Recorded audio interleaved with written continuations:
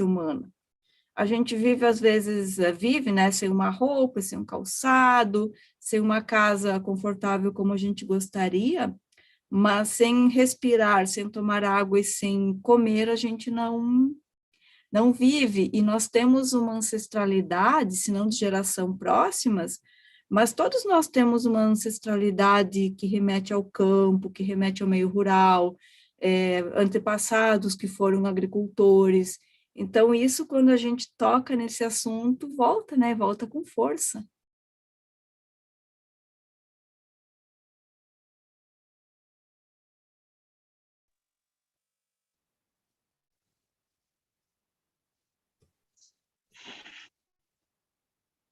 Fiquem à vontade para ir dialogando, interagindo. Já estou curiosa, assim, um pouquinho curiosa, o que vocês esperam Ai, dessa meu Deus, eu estava mentoria? conversando com o vídeo, com o áudio desligado. É? Nossa, Eu acho estou que aí o olhando você negócio da mexer a avó boca. me pegou, viu? Agora deu certo, Maria Raquel. Então, ontem a Sisu me contou que você ia estar aqui hoje e ia estar falando sobre alimentação e que mora lá na França, né? E lá na França é um lugar famoso com as comidas, né? Comidas assim, Sim, mais bem preparadas, ou sei lá, mais especiais. sim. É uma experiência bem bacana. E, de maneira geral, aqui, as pessoas valorizam muito o produto local. É uma coisa que no Brasil a gente começou, mas nós temos muito a nos desenvolver nesse sentido. É uma valorização do produto, do território, da região. Por exemplo, eu moro no sul da França e eu morei aqui já há algum tempo atrás, e era a região do Languedoc-Roussillon, chamava a região. Era, em quantidade, a maior produtora de vinho do mundo. Agora eles mudaram as regiões e voltou, e é o nome Occitanie, mas mesmo assim é uma das maiores regiões em quantidade e eles melhoraram muito a qualidade.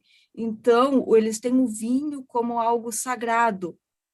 E além da alimentação, a gente tem muito assim a comida, a alimentação, mas tem uma outra área que ela é interessante, que são as bebidas, que não é o vinho assim é algo sagrado, e na Suíça também tem uma região produtora de vinho, então é interessante, e aqui o que me chama a atenção é a elaboração dos pratos, aquele prato de restaurante bonito, bem elaborado, caprichado, alimentos frescos, então temos muita experiência para compartilhar. Quem sabe uma hora dessas a gente faz uma atividade mais específica. Verdade, hein? Olha só. Bom dia, boa tarde, boa noite, sejam todos bem-vindos e bem-vindas a mais essa mentoria Abraham. A mentoria, gente, de número 227, né? Então,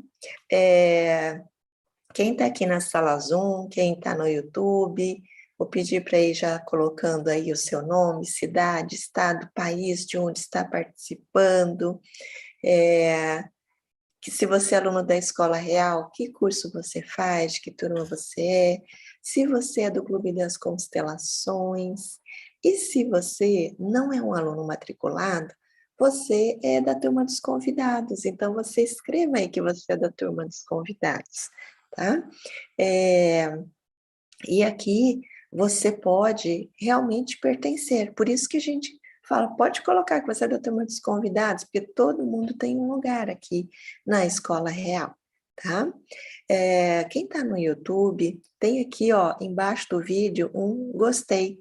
Você pode clicar ali no gostei, se você já conhece essa ferramenta e tá aqui com a gente com frequência, porque aí você sabe que esse conteúdo, ele é relevante, é um conteúdo que ajuda as pessoas, e desse modo a gente ajuda o YouTube a recomendar para as outras pessoas, e dizendo assim, olha, pode assistir esse vídeo que é muito bom, tá? Que não tem linguagem vulgar, não vai ofender ninguém. Então essa é uma forma que a plataforma tem de ajudar quem produz conteúdo e a levar o seu conhecimento para mais pessoas. E também é uma forma das pessoas que estão aqui no YouTube saberem né, aonde procurar e o que assistir, porque às vezes a pessoa, ela vai, que nem a gente ficava antigamente na televisão, ficar procurando um canal interessante, né, o YouTube, ele usa essa ferramenta do gostei, dos comentários, usa o compartilhar, inclusive tem uma setinha aqui embaixo na descrição do vídeo também, que você pode compartilhar. Quando você clica ali, vai aparecer o link deste vídeo e também as várias redes sociais onde você pode compartilhar esse vídeo, tá bem? Ou até você pode mandar para uma pessoa específica que você queira, de modo a você ajudar na divulgação de conhecimentos de qualidade, né? Ajudando as pessoas. A gente nunca sabe aonde vai chegar a nossa comunicação, né? Hoje quem vai começar com a gente, em 3 dias de mentoria, é a Andréia Tecchio. A Andréia, ela é mentoranda de Olinda Guedes. E o que faz ela estar aqui, né, é a mentoria Êxito na Vida, Êxito na Profissão. Por quê? Porque Olinda, nesta mentoria Êxito na Vida, Êxito na Profissão, convida os mentorandos a virem aqui na mentoria Abraão, colocar, como dizem os jovens, coloca o seu conhecimento para jogo, né? Põe no mundo aquilo que sabe fazer, uma forma de poder ajudar as pessoas na sua jornada de desenvolvimento pessoal, tá? E a Andréia, ela faz isso através da alimentação, né? Então, depois eu vou vir aqui para contar para vocês, né, novidades, enfim, da nossa agenda, mas agora eu vou deixar vocês com a Andréia, que ela vai se apresentar, né? Eu acho linda essa coisa da internet, porque se não fosse pela internet, nós não estaríamos aqui reunidas, né? E hoje, especificamente, estamos com o Brasil, Portugal, vi que a Lídia está aqui, e a Andréia que está na França, gente. Olha que coisa bonita. Andréia, minha querida, seja bem-vinda, a palavra é sua. Obrigada, Cizume, obrigada, mestra Olinda, obrigada, Escola Real, por disponibilizar esse espaço, essa estrutura, para que a gente possa compartilhar os nossos conhecimentos.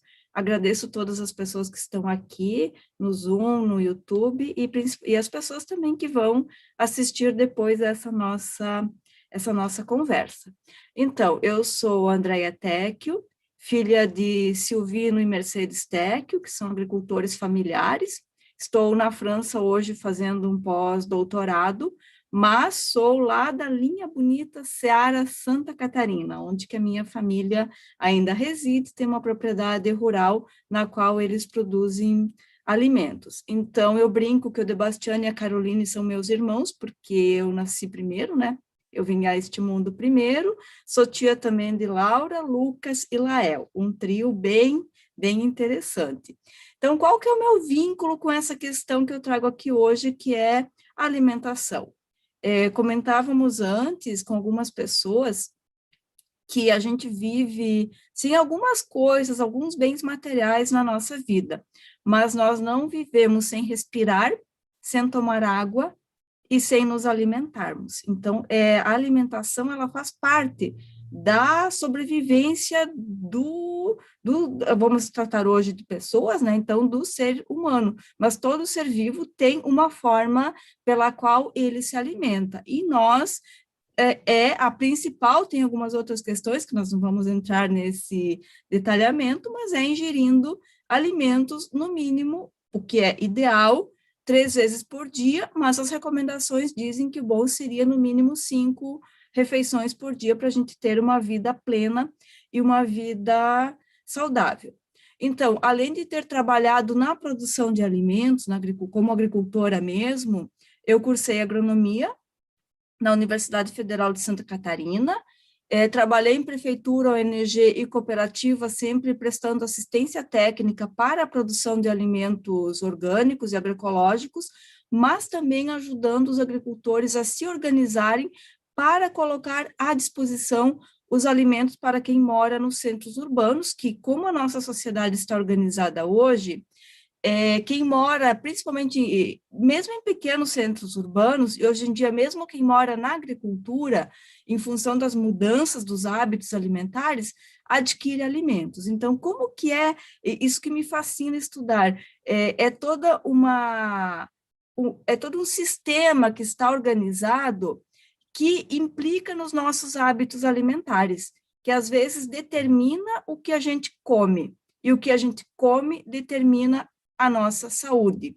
Então, é um assunto que eu sou apaixonada, ele é amplo, tem muitas coisas para serem discutidas, mas como é minha primeira mentoria, eu optei por trazer aqui alguns elementos da história, no sentido, assim, como principal objetivo de conhecer com profundidade para mudarmos os nossos hábitos alimentares. Quem julgar que precisa mudar. Às vezes as pessoas já têm uma caminhada que podem considerar, não, os meus hábitos alimentares são saudáveis, mas como aqui a grande parte é terapeuta, que atende pessoas, talvez a minha alimentação está equilibrada, mas como terapeuta, com um pouco mais de conhecimento, eu consigo chegar, eu consigo melhorar a vida dos meus clientes. Mas eu convido vocês rapidamente para escrever aqui na caixa de mensagens ou ficar à vontade para abrir o microfone, como é um assunto, digamos assim, diferente aqui na Escola Real, ouvir um pouquinho vocês, qual que é a expectativa dessa mentoria? Uma dúvida, uma curiosidade?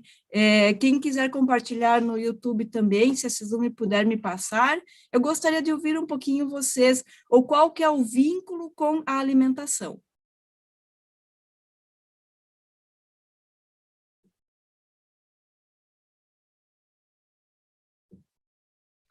Bem, pode ser falando, acho que vai ser mais fácil. Isso aí, Maria Raquel. Então, assim, o ano passado, eu resolvi cuidar um pouco mais da minha alimentação. E eu já vinha vindo falar, né, tanto que açúcar faz mal. Uhum. Isso aí. Muita gente falando que açúcar a gente não deveria consumir. E quando eu era, assim, criança, né, jovem, na minha casa a gente consumia bem pouco açúcar. A gente consumia, fazia rapadura, não sei se você conhece. Sim, adoro.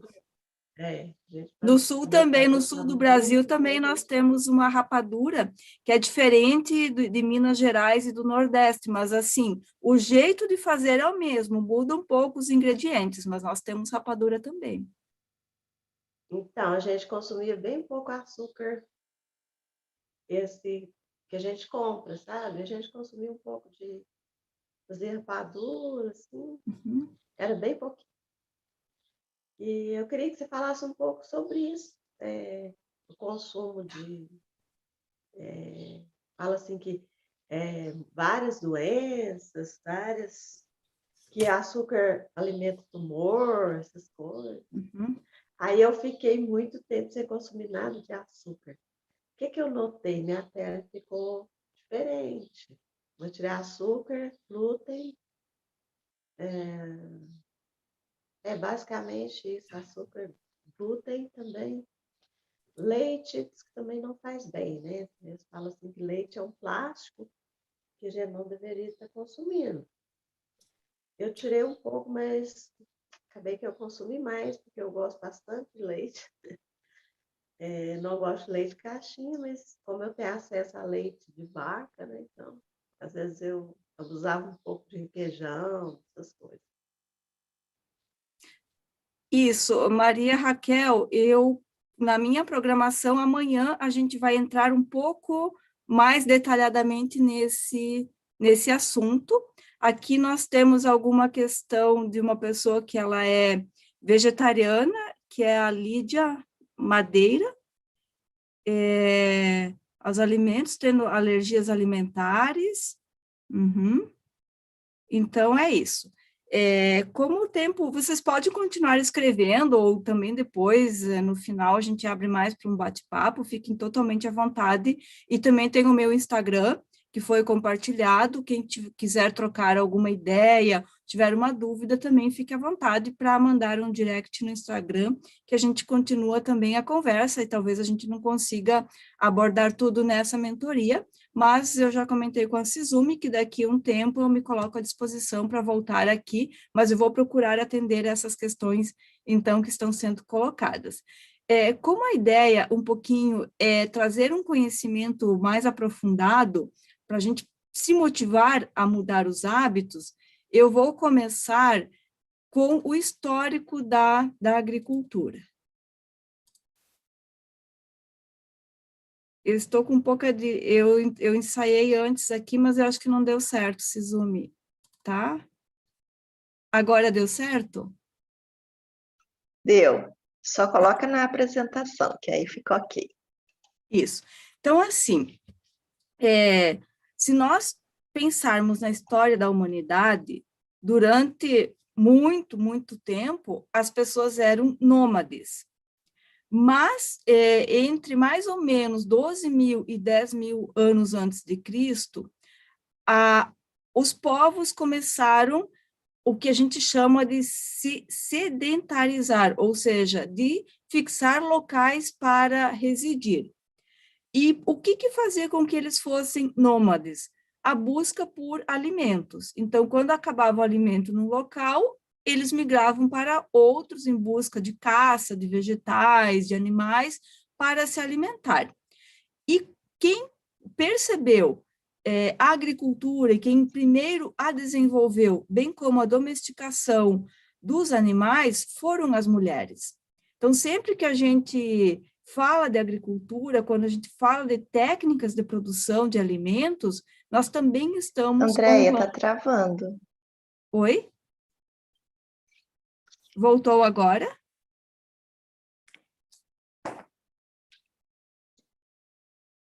Oi? Andréia? Oi? Eu estou ouvindo vocês. Tá, deu uma travada. Eu vou pedir uma gentileza para você fechar o seu vídeo e deixar só a apresentação, que eu acho que aí melhora. Tá, então vamos lá. Melhorou agora? Melhorou. Tá, então, quem primeiro, eu vou retomar, quem primeiro descobriu e desenvolveu a agricultura foram as mulheres que, ao ficar próximas das casas ou das cavernas, ou da onde estabeleciam os locais de residência, observaram que, quando jogavam restos de alimentos e sementes, brotava ou nascia uma planta, alguma coisa assim. Então, as mulheres tanto desenvolveram a agricultura, que é a produção de plantas, como a domesticação de animais.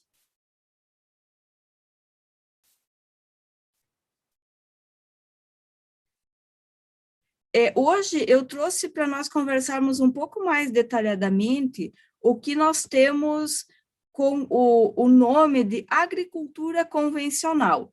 Por que convencional? Porque se convencionou, de alguma forma, em algum determinado momento, que esse seria o melhor jeito de fazer agricultura.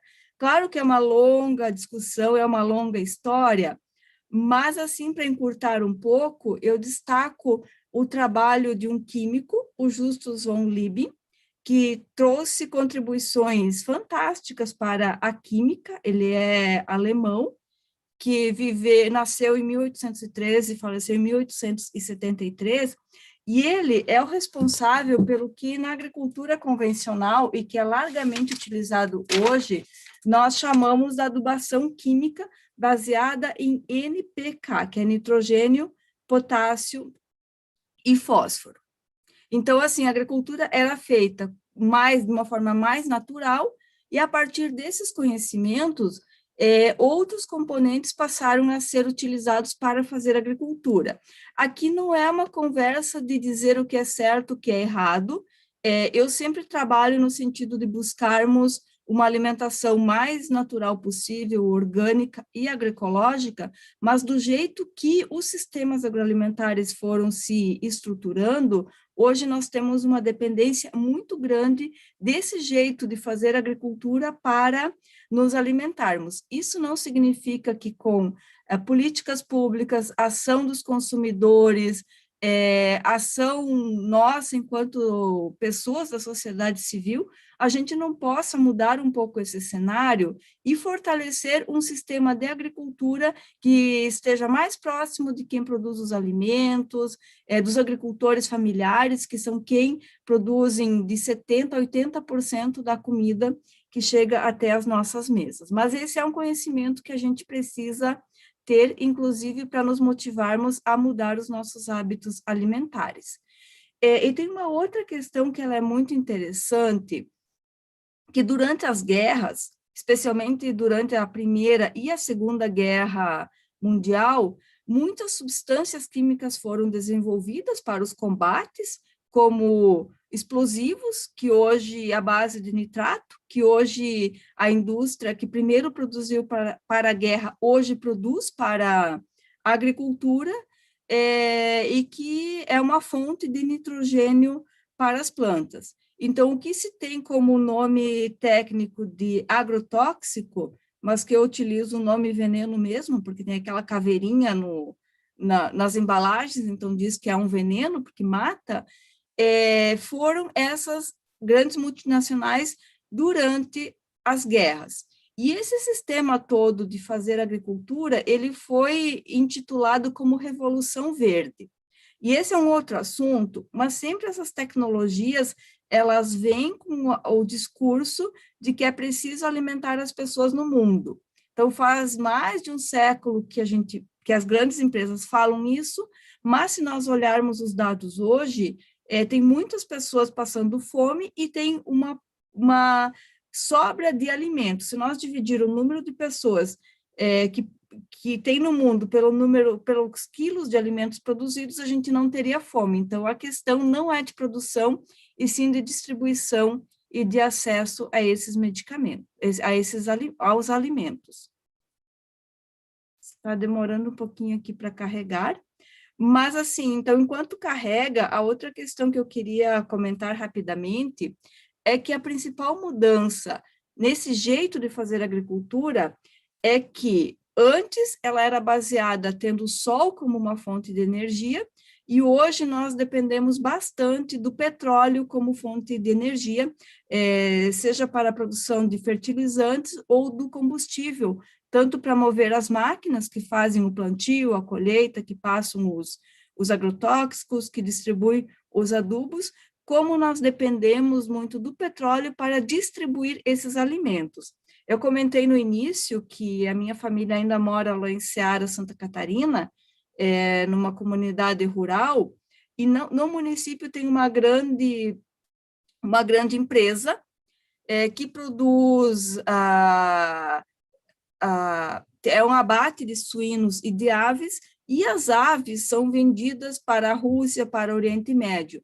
Então, se nós pensarmos na quantidade de petróleo que precisa, desde a produção dos alimentos para as aves até o meio de transporte para ela chegar numa casa de alguém que mora na Turquia, por exemplo, a gente não tem muito claro, porque é muita coisa.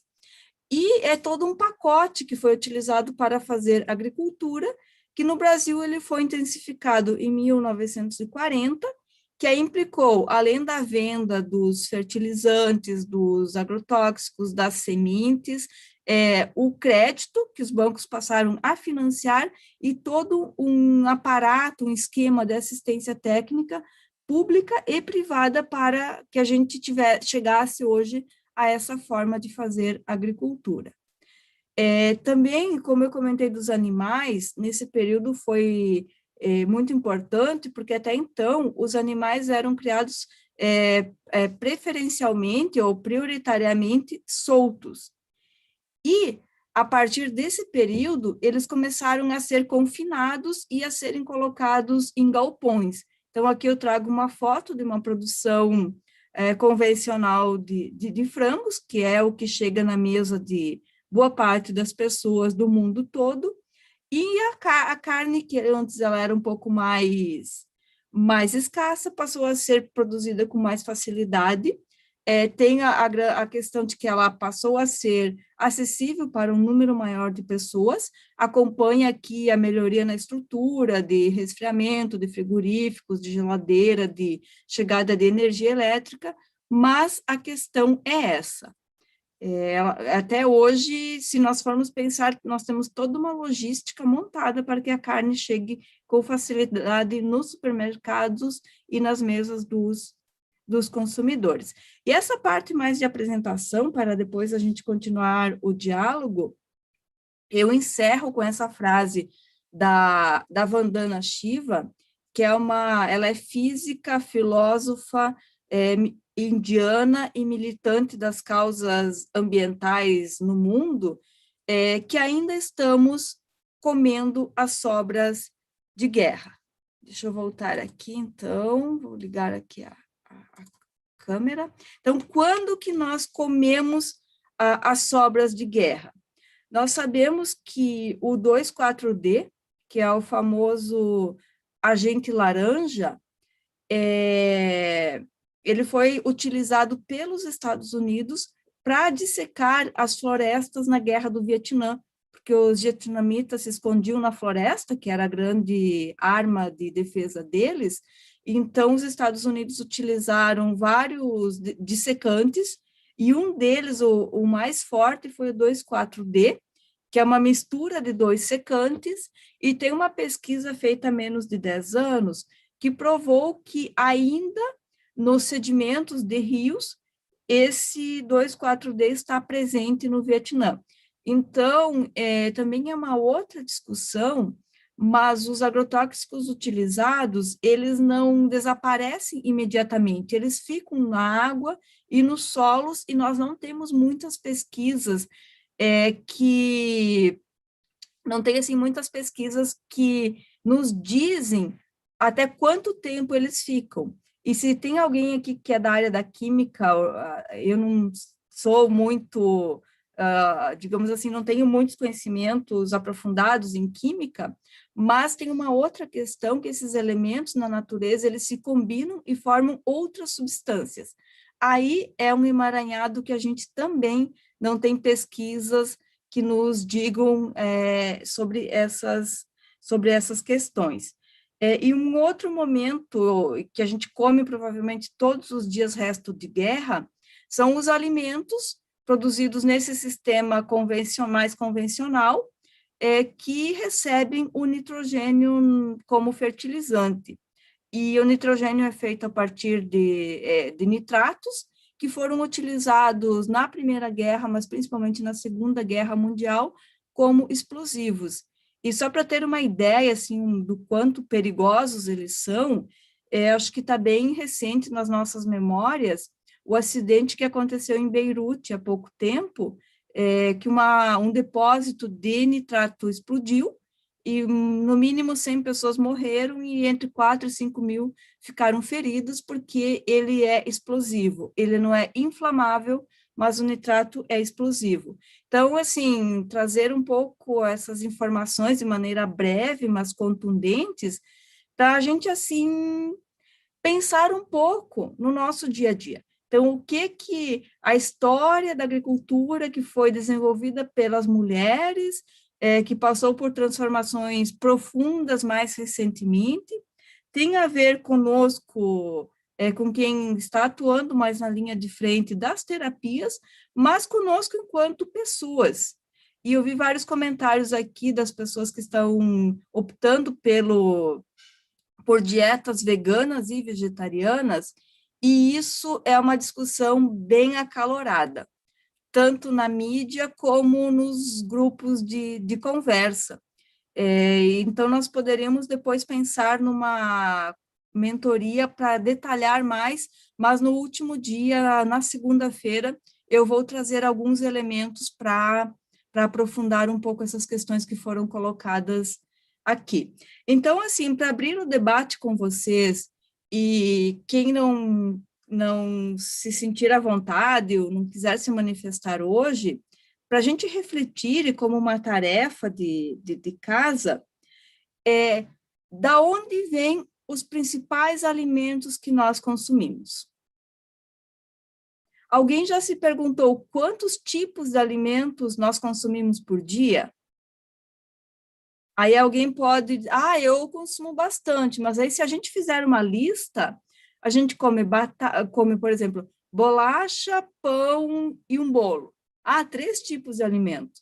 Mas, na verdade, a base desses 3 tipos é a farinha. E, geralmente, a farinha branca, não é mais a farinha integral, que tem mais vitaminas, fibras. Então, quem se sentir à vontade para abrir o microfone, perguntar ou compartilhar, e uma outra questão que a mestra Olinda sempre fala nos cursos e nas mentorias, de tratar bem o nosso fornecedor.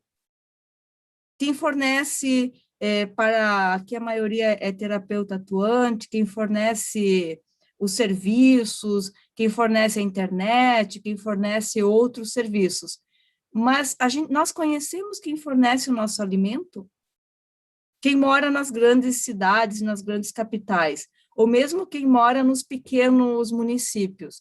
Porque como eu sou de município pequeno e morei muito em municípios assim pequenos, as pessoas não se preocupam, que isso que a Maria Raquel também me perguntou antes, da experiência aqui na França. De maneira geral, aqui as pessoas querem saber quem que produziu, como foi produzido e como que esse alimento chegou até a prateleira ou chegou até a feira. E nós no Brasil? Ou nós no nosso dia a dia, como que é essa questão? Então, eu deixo aberto agora o espaço para quem quiser compartilhar, perguntar, questionar, fique à vontade.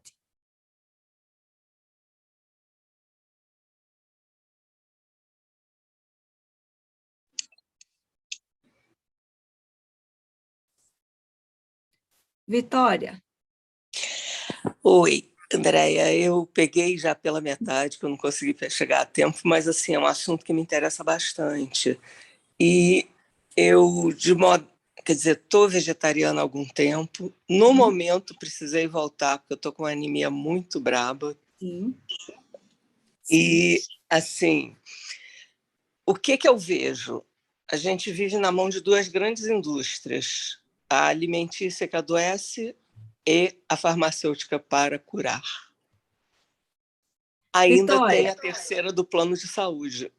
me permite, se nós formos olharmos com mais cuidado, a empresa que produz o fertilizante e o agrotóxico é a mesma que produz o remédio que depois vende lá na caixinha da farmácia. Não vou citar o nome aqui de empresas, mas se nós observarmos é isso.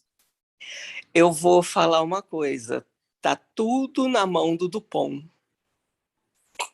E, assim, é bem interessante ver a maneira como a gente é manipulado. E que tudo é direcionado para a gente ter um certo...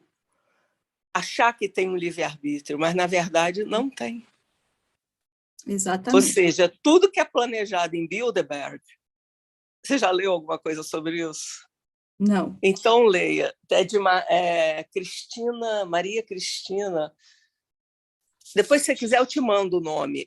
Os Donos do Mundo. Tá? Eu quero. É muito interessante. Tem vários livros. Foi uma tese de doutorado dela em cima de como a gente é manipulado no mundo. Uhum. E, assim, é tudo direcionado. Uma vez por ano, se reúnem para decidir o que é feito com a gente. Assim como, dentro dessa linha deles, a pandemia foi... As guerras são produzidas, a pandemia é produzida, todas que tem. Todos os, como é que se diz, os piques financeiros que ocorrem pelo mundo. E assim a gente vai vivendo, não sei como, é tentar ir driblando, é procurar não usar o que é processado e ultraprocessado, para pelo menos ter um pouco mais de discernimento e conseguir pensar um pouco mais. Eu percebo desse jeito, não significa que eu esteja certo, acho que tudo é questionável, né? e cada um procure suas fontes e veja o que é certo ou não.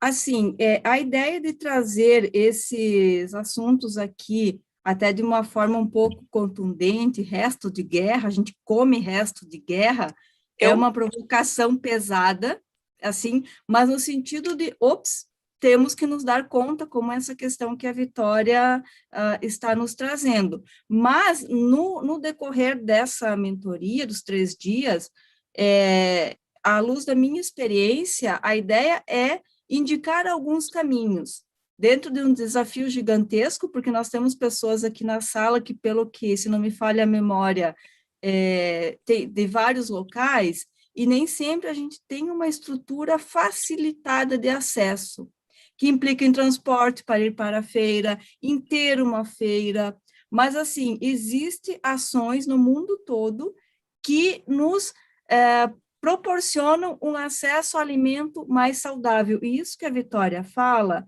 é muito profundo, porque se a gente acaba ficando no que o grande sistema nos coloca à disposição, e nada contra, porque são ações, acho que todas nós, e eu também faço, de ir em grandes supermercados e comprar aquilo que está lá. Mas, além daquilo que está no supermercado, o que a gente pode fazer? Então, vamos construindo essa proposta hoje em outros espaços também. Se não me engano, Vitória, você mora no Rio de Janeiro, é isso? Eu moro em Niterói, que é uma cidade ligada ao rio pela ponte. Sim. Eu morei no Rio de Janeiro por quase 2 anos, conheço um pouco Niterói, e quando eu morei lá, eu tive muita dificuldade de acessar os alimentos, mas existem opções. E tem uma outra questão, às vezes, que é preço. Mas isso é um outro assunto. A precificação é bem diferente. Se você vai comprar um orgânico, um exemplo, um pé de alface aqui está na faixa de R$3, aqui no mercado, na feira. A feira não tem orgânico, aqui tem perto da minha casa. Aqui em Niterói, aliás, tem uma feira de orgânico, sim, uma vez por semana, no Campo de São Bento. Essa é a única que tem em Niterói hoje em dia. Tem 4 anos para cá. Agora, no mercado, você paga, assim, qualquer mercado você paga R$3. Você vai na feira, você paga 8. É mais ou menos isso. Essa é uma outra discussão. Obrigada pelo teu compartilhar, Vitória. E a gente fica em contato, que eu quero trocar umas ideias contigo. Obrigada. Ok, obrigada. Valéria? Está inscrita? Bom dia, meninas. Bom dia, Valéria. Bom dia, Andréia. Eu compartilho também dessa questão da Vitória em todas as questões, né, que ela colocou. Até mesmo por conta dessa bariátrica, eu tenho essa questão da anemia, de eu corro o risco de cair em anemia por conta que eu não me dou com carne. Eu sinto muito mau cheiro, tudo. Eu evito passar de frente de um açougue, né? Mas aí eu tenho que suprir com as outras vitaminas. Mas eu queria, nesse ponto, falar mais específico na questão dos caminhos que você vai colocar para a gente.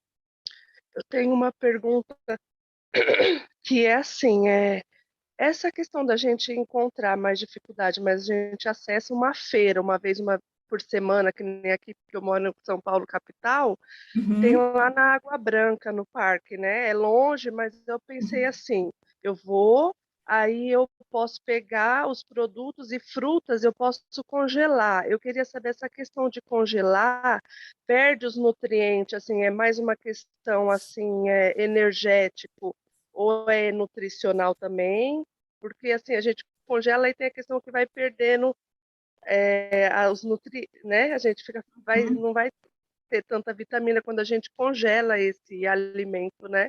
Mas eu fico assim, entre a cruz e a espada, porque eu falo, eu procuro esses alimentos, aí eu tenho que congelar para poder ter ele a semana toda. A gente está tentando fazer o possível, né? É uma questão mais energética ou perde mesmo o nutriente quando você congela?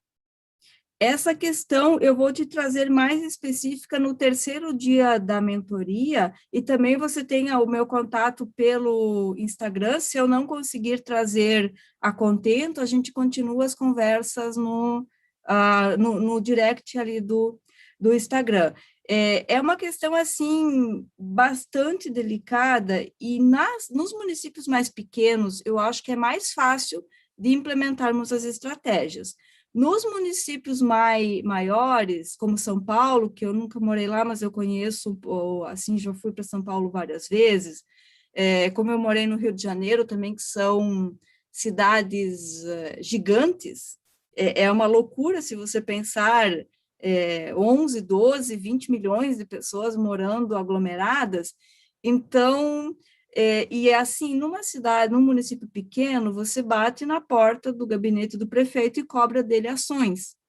Numa cidade mais grande, os desafios são maiores, mas tem vários movimentos sociais que eu conheço que já estão se organizando para fornecer alimentos mais saudáveis. Então, assim, nós vamos discutir, eu vou deixar o terceiro dia, então, para responder essas questões mais pontuais e para focar bastante nas estratégias. Obrigada, Valéria, pelo teu compartilhar, e ficamos em contato.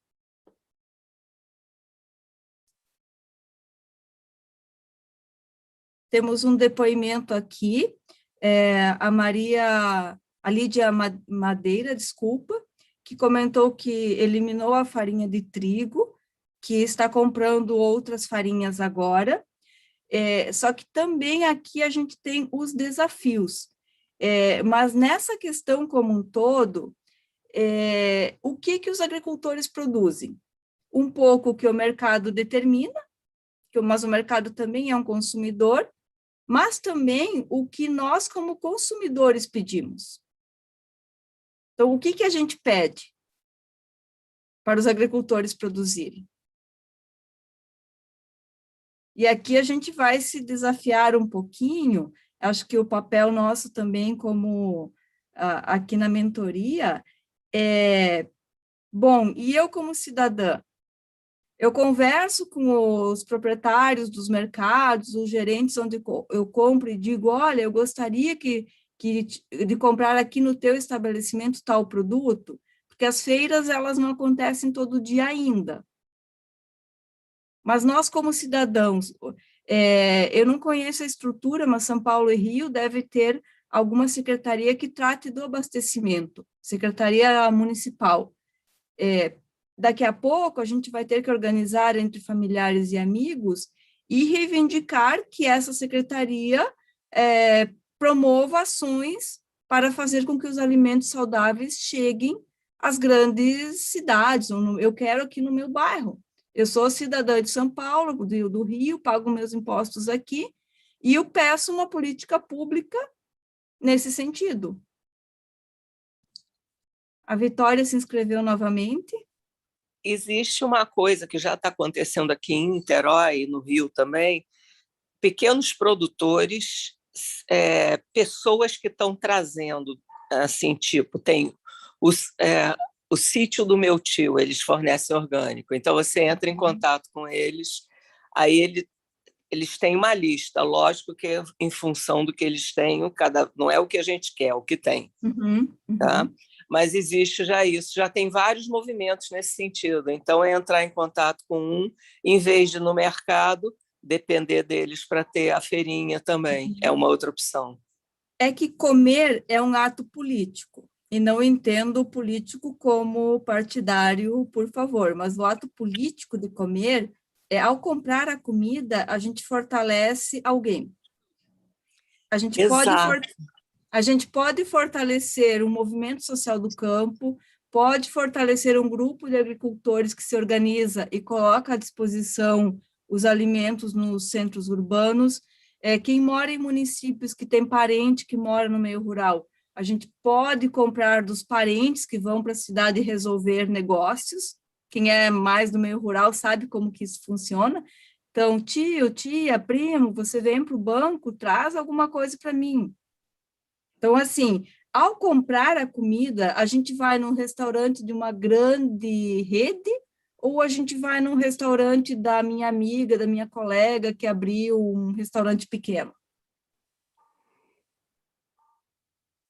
Quando a gente opta por um sistema, e assim, eu não, assim, aqui todo o meu esforço é de colocar questões e não de dizer o que é certo e o que é errado. A gente traz conhecimento e as pessoas, dentro das possibilidades e do livre-arbítrio, fazem as opções. Foi colocado aqui algumas questões de vitaminas, de quem opta pela dieta vegetariana, eu tenho várias amigas que não conseguem pensar ou ver ou pensar em comer carne, como a Valéria comentou, que não conseguem, não é que não querem, é que não conseguem. E tem pessoas que se forçam numa dieta vegetariana, às vezes porque está na moda, ou porque as pessoas por perto estão fazendo, porque consideram politicamente correto, mas o organismo, ele pede carne. Então, o que é certo, o que é errado? Não é nesse sentido, é o que te faz bem. Nós não podemos esquecer de algumas questões. A espécie humana, mas aí acho que eu voltaria lá para 18 mil anos antes de Cristo, posso errar na data, mas vamos pensar assim, na nossa ancestralidade, o ser humano Homo sapiens se desenvolveu quando ele desceu das árvores, porque vivíamos no topo das árvores, e passou a comer a medula dos ossos que encontrava dos animais que haviam morrido. Então, se nós pensarmos enquanto coevolução da nossa espécie, nós coevoluímos comendo carne. Mas as pesquisas indicam que é cada vez maior o número de pessoas que optam e o número de crianças que nascem avessas ao consumo de carne. Se nós pensarmos em questões ambientais, para produzir um queijo, você tem que produzir o alimento para alimentar um bovino, a vaca vai produzir o leite, do leite nós fizemos o queijo. Se nós comêssemos, por exemplo, diretamente o milho, a soja, um outro alimento, ou plantássemos vegetais na área de terra que é plantado pasto para a vaca comer, nós teríamos um alimento de forma mais direta. Mas também não dá para esquecer que, eu sou vegetariana, vou comentar de casos de pessoas que eu conheço, mas no movimento vegetariano, nem sempre reflete que, às vezes, para ser vegetariano, eu tenho que comer um produto produzido na Bolívia, em um outro país, que causa todo um problema ambiental naquele país. Que parte da floresta amazônica e do Cerrado, não estou fazendo uma correlação direta, mas boa parte dos biomas e dos ecossistemas são destruídos para produzir a soja. Então, eu sou vegetariana, eu compro uma soja que um pequeno grupo de agricultores produziu, ou eu compro a proteína de soja, o tofu, que foi produzido a partir de uma devastação na Amazônia. São discussões assim muito profundas, que elas são muito delicadas, e eu estou tentando ser bastante sensível aqui, mas às vezes a gente acaba se atrapalhando com as palavras, mas nessa discussão eu ficaria um pouco assim com o que um dia a Monja Coen comentou. As pessoas se preocupam muito mais se eu como carne ou não, do que me perguntarem por que eu como carne ou não. Eu acho que a gente fica muito nos julgamentos e pouco nos entendimentos. Eu tento trazer aqui o máximo de conhecimento que eu tenho para a gente fazer uma reflexão. A Vitória se inscreveu novamente? Eu estou passando num momento que eu estou vegetariana há anos. Aí estou com 29 de hematócrito. E aí, o que acontece? Eu comecei a precisar meu corpo pedir carne, coisa que não acontecia. Então, eu resolvi abrir um período, vamos cuidar disso. Mas também sem exagero, sem nada. Na hora que pede, eu faço. Isso. E acabou. E não é todo dia também. Até eu voltar novamente a fazer como eu gosto e como eu quero. Mas E assim, foi... na minha Eu, região, que é oeste de Santa Catarina, quem conhece, se tem pessoas da região aqui, no sul, de uma forma geral, em função da indústria da carne, da colonização, a gente tem um hábito baseado na carne. Então, eu reduzi drasticamente o consumo de carne vermelha, drasticamente. Mas comparto com a Vitória que quando o meu corpo pede, eu abro mão, eu consumo. E tem muitas questões sociais, que a alimentação também é uma outra prosa, porque é muita coisa. A alimentação é também sociabilidade. Por exemplo, na minha cultura no sul do Brasil, você negar um churrasco num domingo digamos, é uma gafe sem tamanho. É uma ofensa à família que está oferecendo.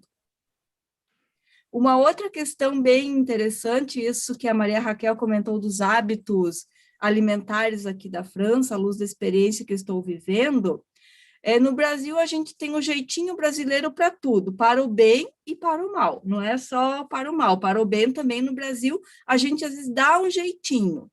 E nós vivenciamos uma experiência esses dias que uma colega é vegana e a pessoa que organizou o encontro de amigos talvez não previu isso, não se deu conta.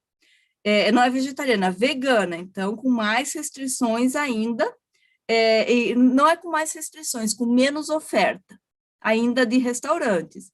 E choveu e caiu muito a temperatura.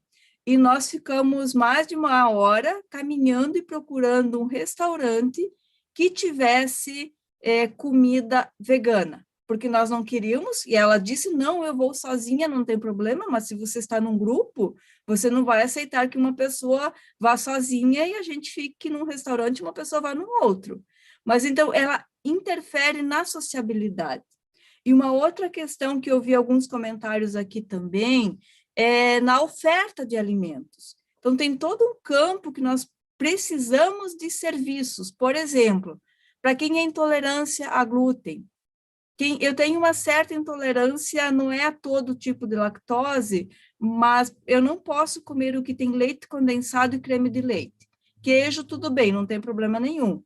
Mas a maioria das sobremesas, elas são produzidas, e mesmo os produtos que diz que não tem lactose, não é bem assim.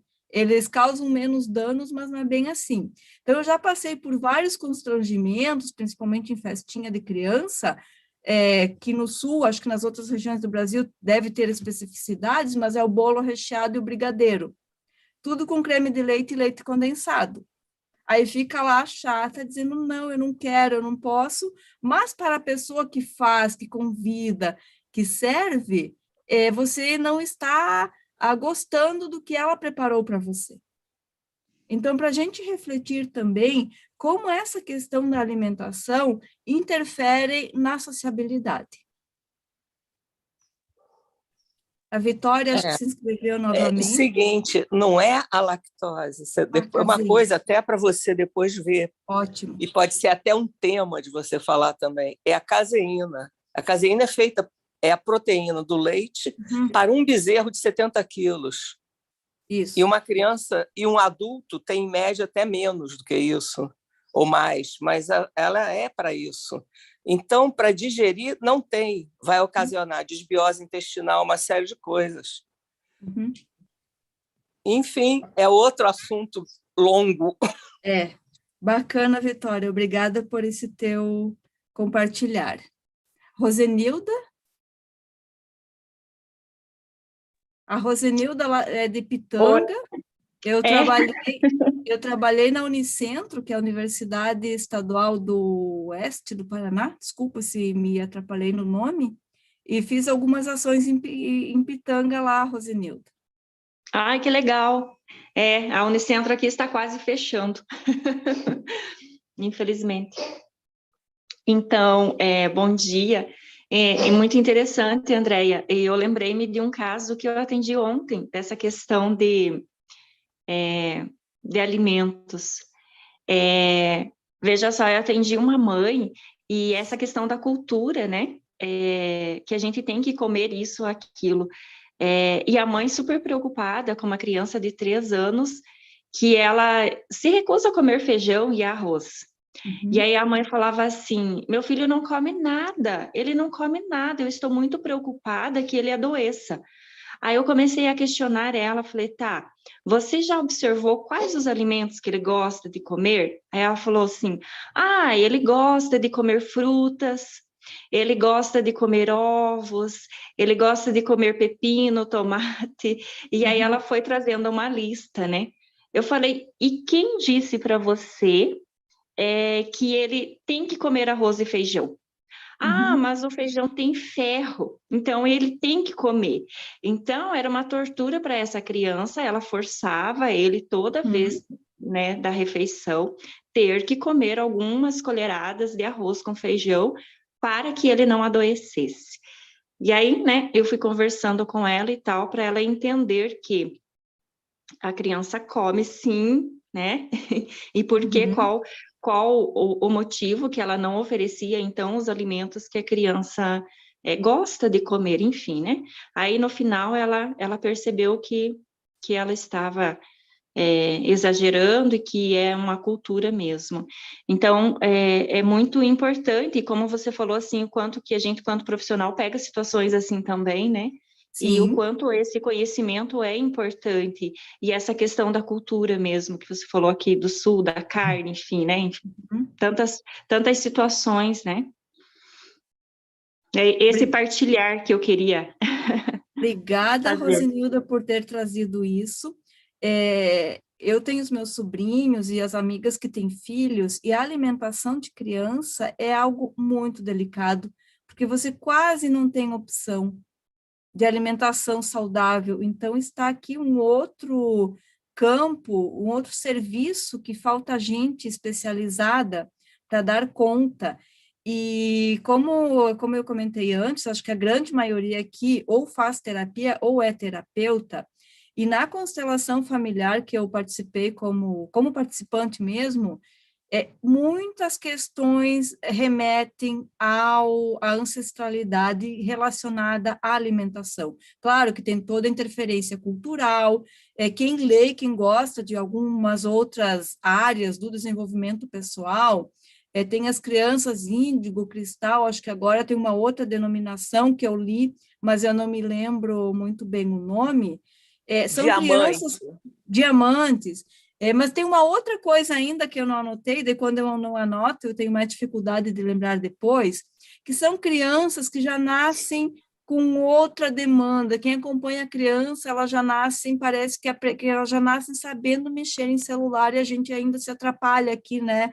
Se Zoom para colocar uma apresentação aqui na plataforma Zoom. Então, eu acho que para quem está no dia a dia do atendimento, vem muitas questões relacionadas que vão lá da fome que os nossos antepassados passaram, da restrição de alimentos, do medo de ficar sem alimentos por estar numa guerra.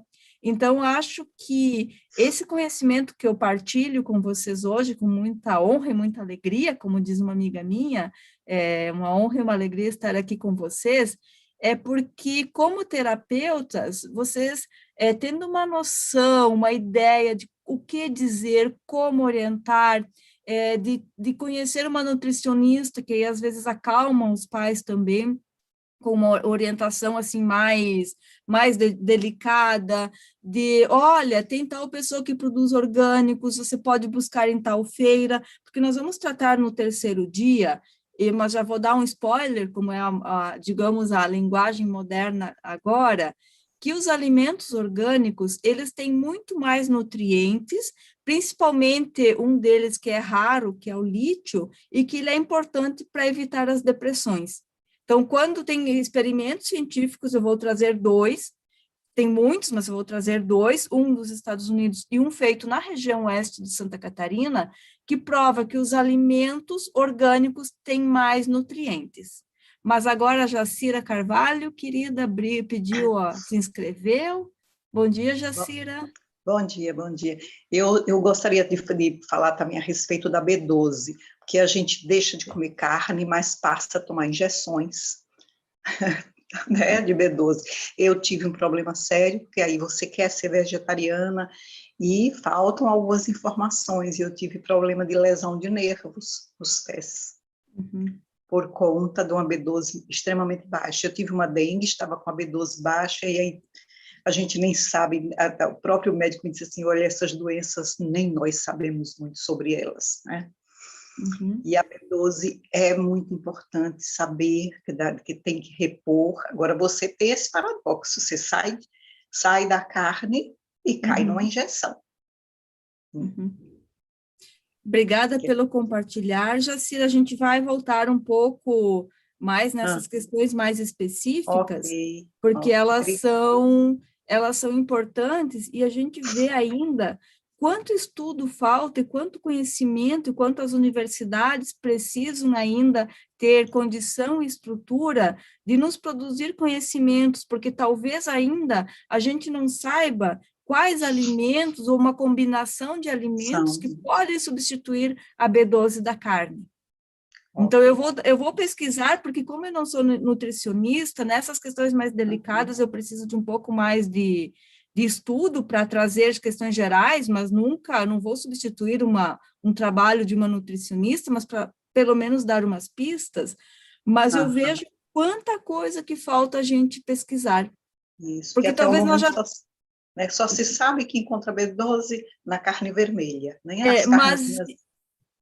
Mas eu vou de mais pesquisar estudo. para ver se eu encontro indicação de artigos científicos de alguns alimentos ou combinação de alimentos, porque, assim, qual que é a nossa ideia? Que a gente possa se alimentar sem precisar recorrer a suplementos vitamínicos, a injeções, a outras coisas. Essa é a ideia, mas nós sabemos que o nosso mundo está muito alterado. Por exemplo, se nós pegarmos a Jacira, se eu não me engano, é do Juazeiro, está morando em Juazeiro, naquela região do Nordeste. No Nordeste é feita agricultura desde que os portugueses vieram para o Brasil.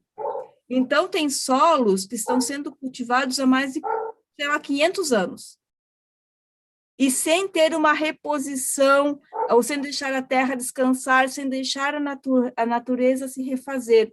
Então, por mais que a gente coma orgânico, saudável, agroecológico, nós temos que ter noção que não são alimentos retirados diretamente da natureza, de uma mata que nunca foi alterada. Então, isso interfere na composição nutricional do alimento. Como eu moro aqui na região do São Francisco, Rio São Francisco, na minha infância, meu avô produzia assim, na vazante do rio. O rio enchia, trazia os nutrientes. Quando o rio vazava, tudo era produzido naquele terreno ali da vazante. Hoje não, hoje tem as grandes empresas de agricultura, aqui é um polo de agricultura, aqui tem uma Ceasa que fica em terceiro lugar no Brasil, você imagine como está esse solo. Então é isso. Se planta praticamente uma coisa só, é manga, cana e melão. A monocultura. A monocultura. E uva.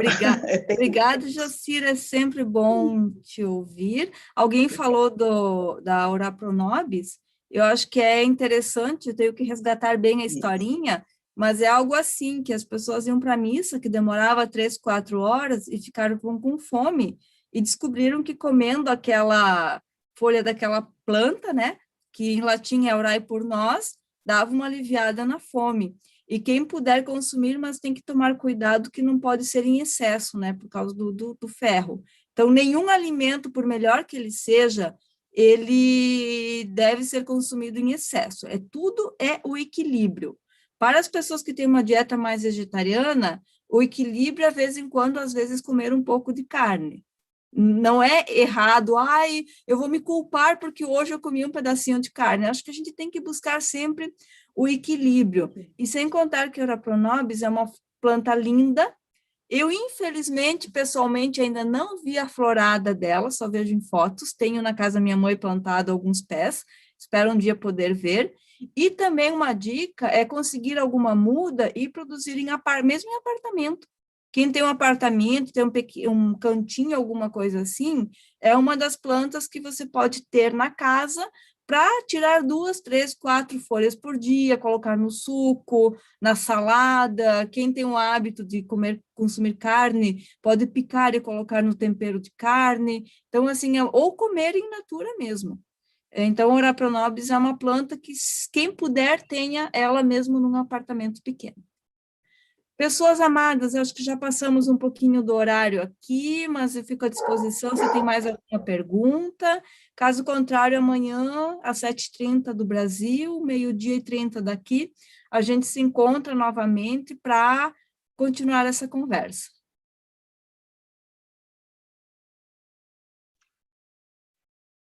Andréia, eu vou te falar lá do YouTube, tá?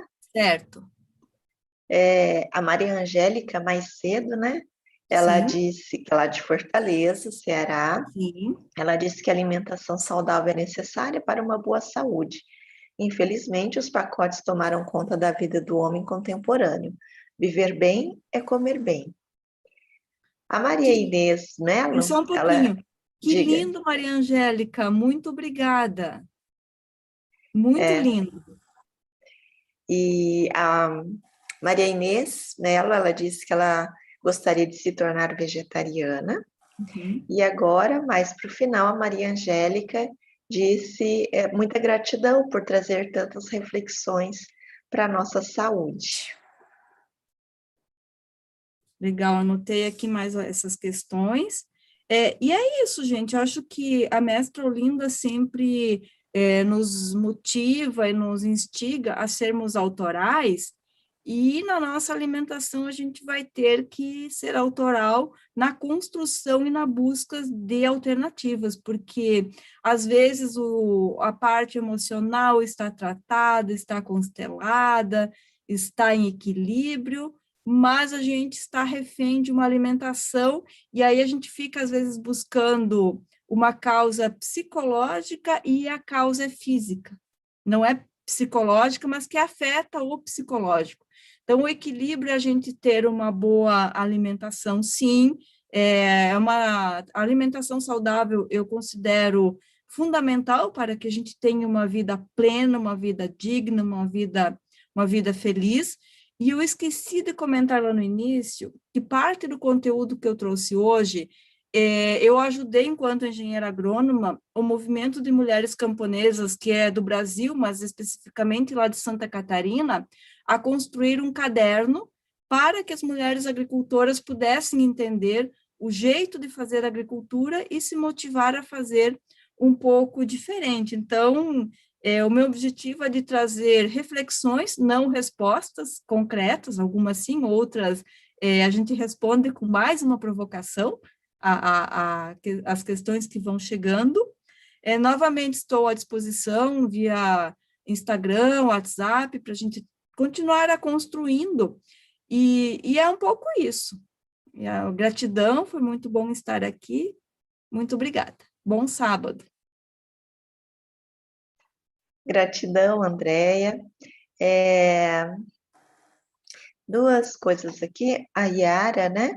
Ela disse que ela tentou cultivar a Ora Pro Nobis no apartamento e não deu certo.